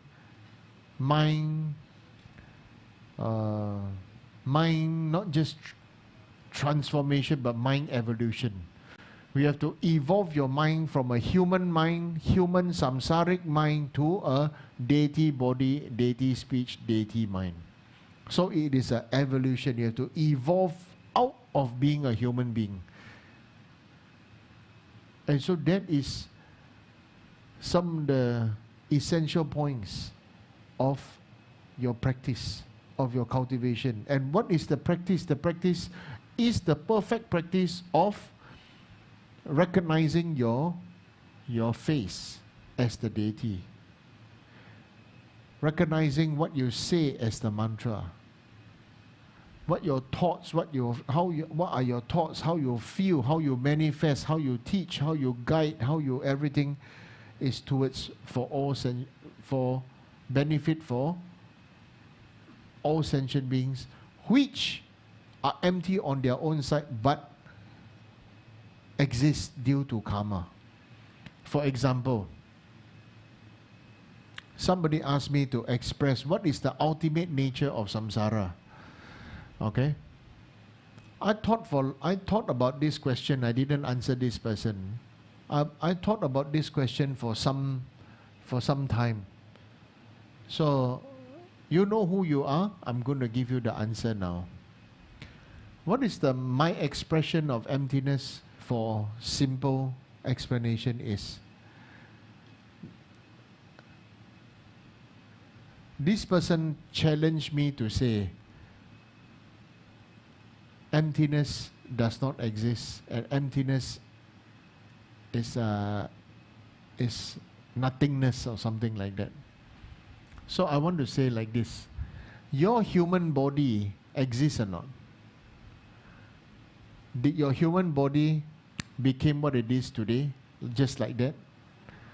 No, right? So does the fire exist or not? But does a fire truly exist? Huh? Fire truly exists? Fire truly exists?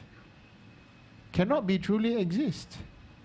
Fire exists conditionally. If there's no oxygen, the fire dies out. There's no fuel, the fire dies out.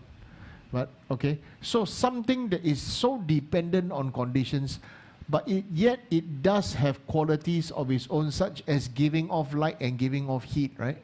And the capability to burn things, right? So when we see fire, fire seems to exist on its own side. And when we see our body, we seems that we are existing on our own side. Okay?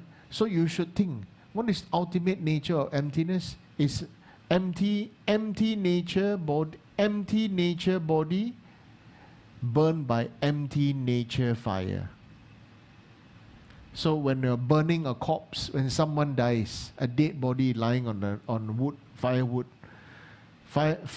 wood exists, right? From the tree, chopped down, dried, become firewood. Human body, person died, exists, used to exist with identity. You know, what's the difference between humans and chicken? You know, huh? Right? When humans die, they call corpse. Right? When chickens die, they have names, but humans don't have names. You know? Right? Curry chicken, roast chicken. Right? So accordingly to how the chicken was cooked, they got a new name. The chicken when alive is called chicken, but after it died, it has a name. A human being when it's alive has a name, has an identity, but after die become corpse. Right? So that's the value of chicken and human. Right? So human being, human body go on the firewood that used to seem so real and existent, burned by illusory fire. So that's why human physical body also is an illusory body, but it's a contaminated illusory body. Okay? I'm just using this word illusion. That's why I call illusory. Illusion body burned by illusion fire, giving off illusion heat and illusion heat and illusion light. Correct? But does it exist? It exists. But does it truly exist? It does not truly exist. This is how you must understand how empty we are, how empty phenomena is. So that's why free time, go to the columbarium. Free time, go to the cremation sites, right? View, with awareness, view, so that you learn by our physical sensory perception. That is how babies learn. Because of awareness, they use their awareness, they have a human body.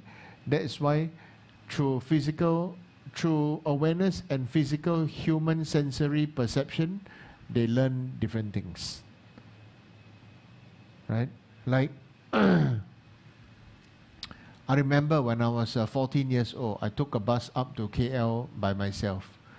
Right? When I was in KL, I tried to speak Malay. My Malay, I forgot. When I was young, I could speak Malay. When I was there, I tried to speak Malay.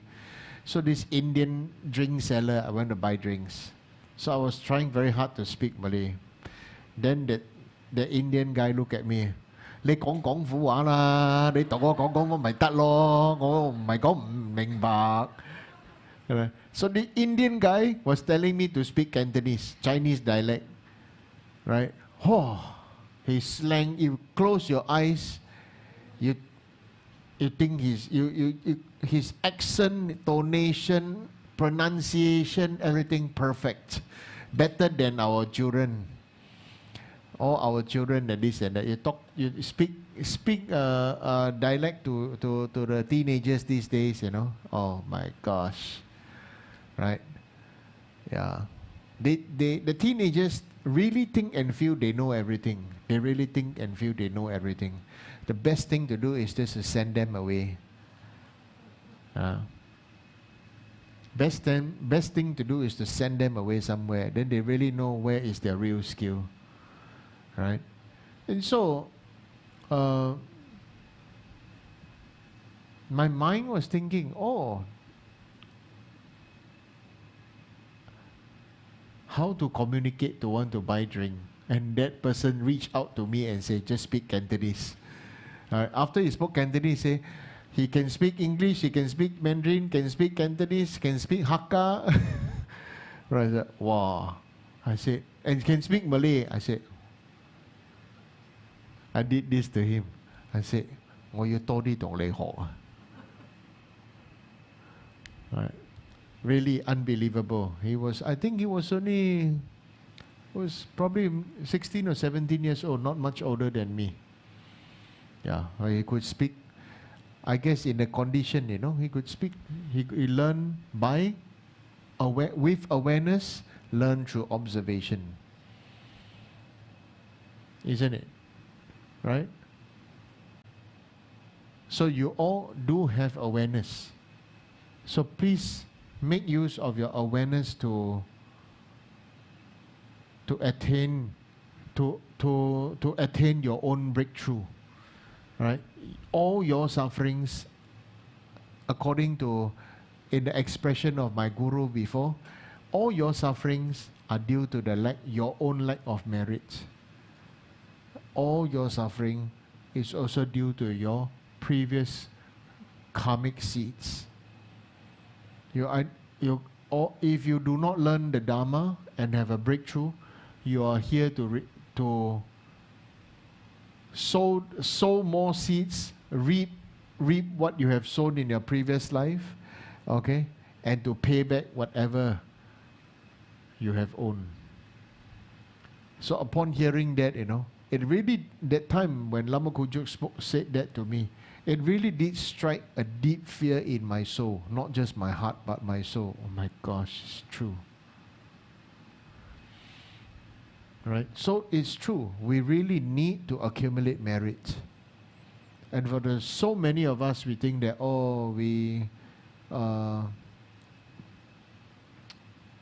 why do people go so far away to see the guru, to learn and everything? It's because there is a merit.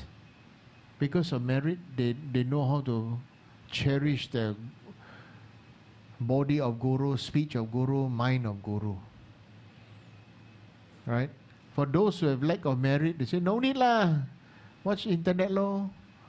Right? And so therefore you will see those people who actually have those kind of thoughts, they drift further and further away because of something called, which is also, they have the awareness, but due to lack of merit, something come faster. Right? Like your torchlight, shine this side, cannot see that side. So when you shine this side, you see down here clear, you want to walk there, but on this side got cockroaches here already. Right? Got cockroach or mouse or lizard. Right?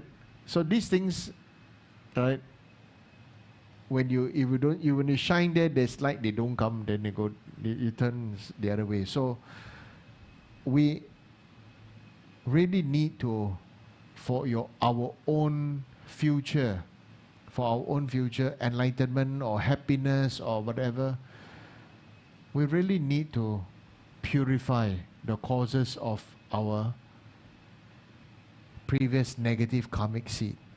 And all the previous negative karmic seed always ripen to us in terms of,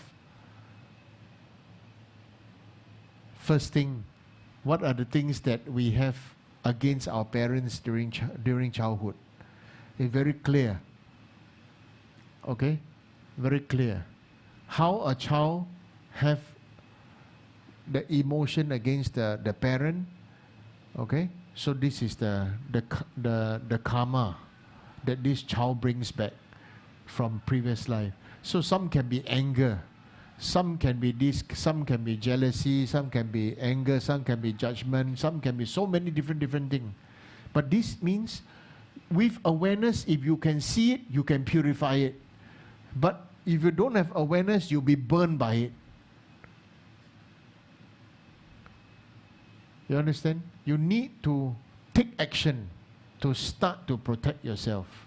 For example, you know it's going to be very, very hot day, you don't have any other means but to travel.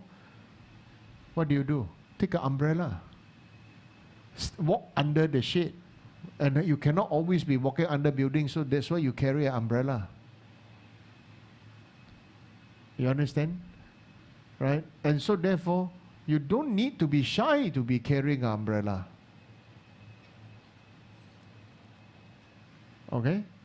Yeah, but carry the umbrella, use the umbrella. Okay, what does it mean? It means with awareness, you understand you're able to purify. This is something that's very, very important. Right? So whatever you have, our initial emotion against one's own parents is also the hint of your own karmic ripening or karmic debt or whatever from your previous life. Okay? So use all these little hints that you now can think about, and then after that, when you think about it, then you think how you can purify it, or how you can repay, or how you can evolve out of all this with awareness. Okay? If not, some with anger, some with anger, some with laziness, some with this, some with that. No, all this also karma, that why you're born into this particular family. Everything is interconnected and karma. Okay? So, is there a hope? Is there chance? Is there method? Is there a way? Definitely. But the choice is yours. how much action do you want to take for yourself. Okay? So thank you. Good night. Rinpoche, there's 2 questions online. Is it okay that we... Okay, the first one is, good evening, Shifu. How do we balance our daily practices with work? Most of the time, our daily office work takes about 90% of our time daily already. There's no need to balance your practice with work. Your work is your practice. If your daily practice, you can morning to be one idam, afternoon to be another idam, evening to be another idam, and then you memorize your sadhana, then what's there to balance?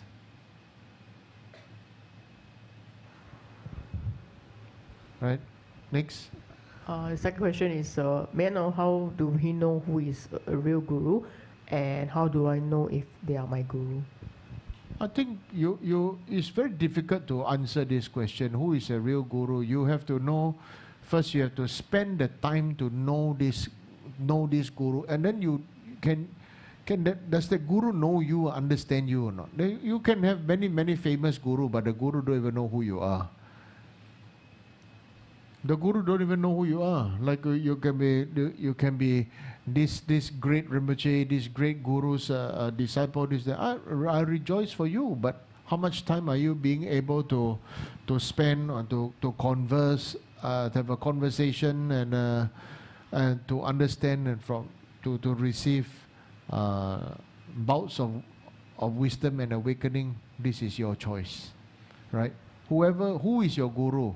Whoever can speak to you, who knows you and can speak directly to your heart, that person is your guru. Okay? Thank you, Rinpoche. Any question from the ground? Okay. Thank you. Can we have Anila to lead us in the praise of the teaching? Okay, let's offer Mandala. Sheila, just do short Mandala offering will do, and dedication.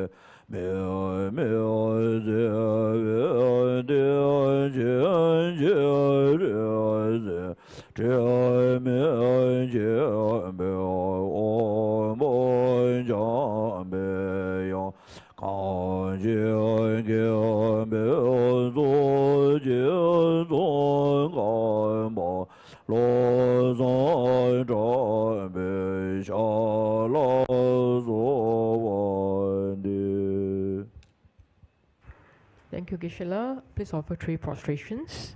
And do remember to join us for tomorrow's night teaching, which will be the Chinese teaching. So 明天会是这个中文的佛法开示，欢迎大家到大殿一起参与。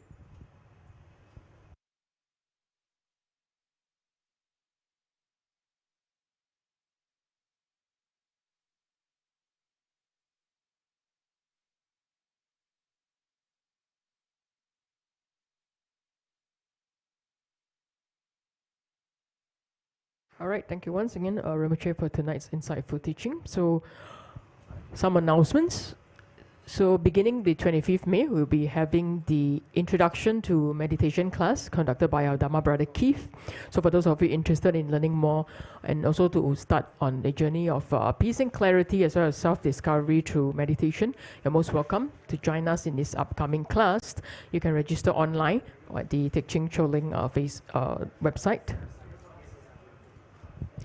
On the 31st of May, we'll also be conducting the orientation. So that will be at 2 p.m. So welcome everybody new. And also you can bring along your friends and family to join us in this session to find out more about the temple, about Buddhism, and to find out about Dharma and also some self-discovery. So do sign up online for this orientation program. And in June, we'll also be having the prostration class, which is conducted by Geshe Jigme. So this will be on the 21st of June at 10 a.m. So Geshe-la will be running through like the why and the how of doing prostration, as well as why do Buddhists have to do prostrations, etc. So most welcome to join us. No experience required. And also the Chinese instrument class is starting soon. It will be on the 19th of May. It will be every Monday at 8 p.m. So welcome everyone to join us. 那在5月19号呢，我们将会开启这个新一轮的法器班。那欢迎大家呢参与，会在每个星期一晚上8点钟。那欢迎的有皈这个三宝的弟子们呢，以及愿意担任这个志工的朋友们参与这个法器班。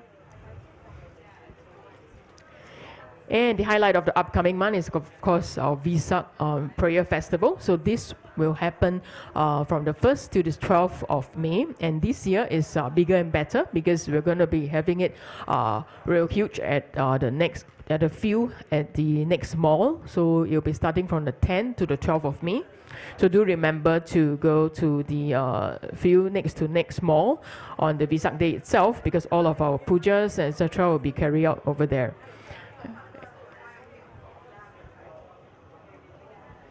And to kickstart the Vesak festival, we'll be having the Gyapshi Puja. So as shared by Rinpoche just now, it's really important for us to do purification and cleansing. So this puja is really great in that it helps us to purify our negative emotions, spiritual disturbances, as well as to promote good health, peace, and harmony in our path towards enlightenment. So welcome everyone to sign up online, or you can check out with our staff at the counter. And the other highlights of the Vesak Prayer Festival is the robes offering at Bodh Gaya, India. It's really meritorious and rare opportunity. So you can join us in this collective effort in this offering of the robes to the Mahabodhi temple in India, which will be offered to the Holy Rupa of Lord Buddha. So do find out online, and you can also make the subscriptions online. And for this year's Vesak Prayer Festival, which will be conducted at the field next to next mall, it will be a 3-day event, so welcome everyone to join us. And also you may purchase the tickets early. The tickets are on sale now for the rides, the fun bikes and everything at the carnival itself. So you can check out with our staff at the counter to purchase the coupons and also find out more about the carnival events.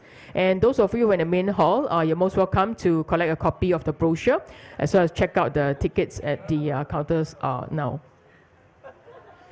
And to find out more about upcoming events, including latest updates to the Vesak Prayer Festival, you can join our Telegram or the Facebook. And also the temple is having a fundraising activity, so welcome everyone to check out online on the offerings available in this very meritorious and rare opportunity to do this offering to rebuild the temple itself. Thank you everyone for joining today, and see you tomorrow at the Dharma teaching.